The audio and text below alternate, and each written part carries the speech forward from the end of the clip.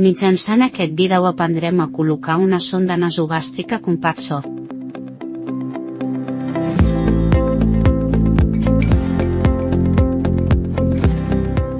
Les sondes Compact Soft s'han dissenyat per a una major comoditat del pacient, constant de 5 elements.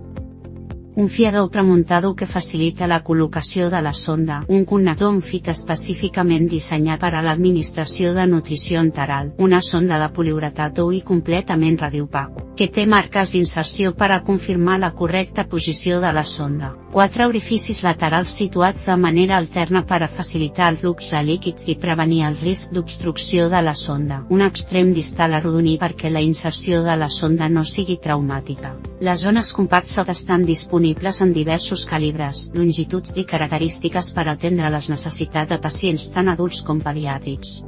La grandària en French i la longitud en centímetres s'indiquen en la sonda. Determini quina sonda necessita usar abans d'inserir-la.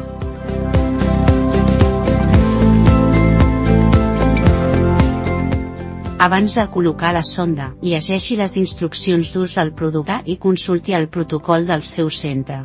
Prepari tot l'equip necessari i asseguris que el pacient hagi dejunat durant un mínim de 6 hores. Si és possible, expliqui el procediment al pacient per a tranquil·litzar-lo i asseguris que segueixi les seves instruccions. Explica-li per què és important inserir-li la sonda i dur a terme el procediment i informar-lo sobre l'inici de la nutrició enteral. Rentis les mans i posis els guants d'un sol ús. Col·loqui el pacient assegut de manera que estigui còmode o en posició de faula. Identifiqui l'orifici nasal que utilitzarà, depenent de la seva permeabilitat, l'estat de la zona i els antecedents del pacient, com, per exemple, una possible desviació del septe nasal. Netegi i anestesiï l'orifici nasal segons el protocol del seu centre. Determina la longitud de la sonda que ha d'inserir en el tub digestiu del pacient. Un mètode consisteix a mesurar la distància entre la punta del nas i el lòbul de l'orella i sumar a aquesta distància l'existent entre el lòbul de l'orella i l'apòfisi xifoides. Passi una marca per a indicar la longitud de la sonda que cal inserir. Algunes zones tenen un fiador que endureix la sonda i facilita la seva col·locació. Si utilitza un fiador, enrosqui-el fermament en el connector amb fit i asseguris que l'extrem del fiador no sobresurt per cap dels orificis distals de la sonda de nutrició.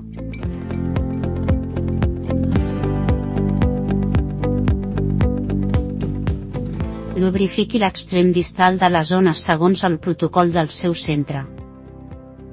Insereixi amb cura la sonda perpendicularment a l'eix del cap. És possible que li sigui més fàcil inserir les zones i inclinar cap endavant el cap del pacient.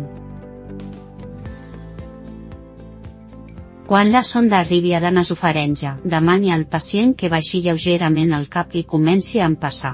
Si és possible i si el pacient no té cap trastorn que li impedeixi empassar, demani-li que begui una mica d'aigua amb una palleta per a facilitar-li l'avanç de la sonda. Continua introduint la sonda fins a arribar a la marca d'inserció.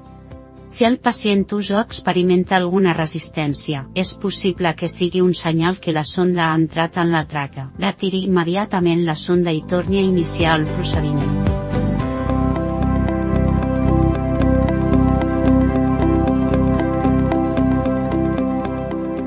Col·loqui com a mínim un punt de fixació per evitar que es mogui la sonda i confirmi la seva col·locació adequada seguint el protocol del seu centre. Un mètode consisteix a ingerir petits volums d'aire en la sonda i monitorar els sorolls en l'estómac amb un fonendoscopi.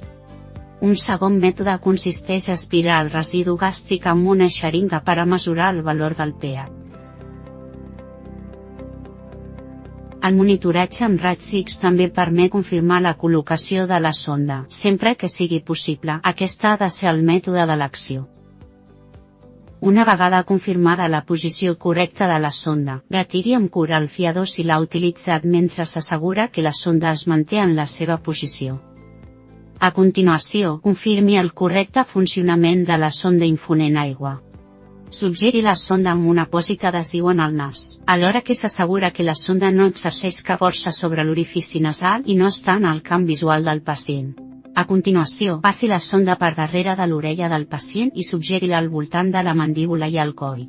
Anoti la profunditat d'inserció en la història clínica del pacient. També es recomana traçar una marca amb el retolador immediatament sota l'apòsit adhesiu.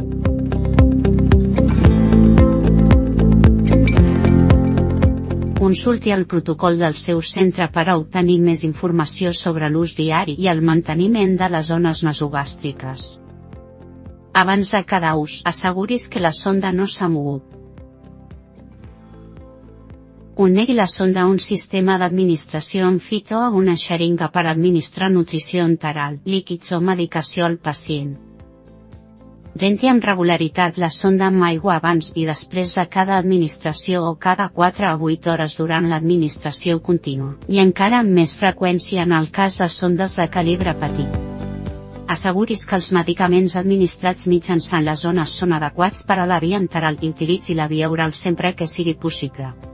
Administri cada medicament per separat alhora que infon aigua entre cada administració. Ajust la sonda una vegada al dia canviant els punts de fixació i substitueixi amb regularitat els apòsits.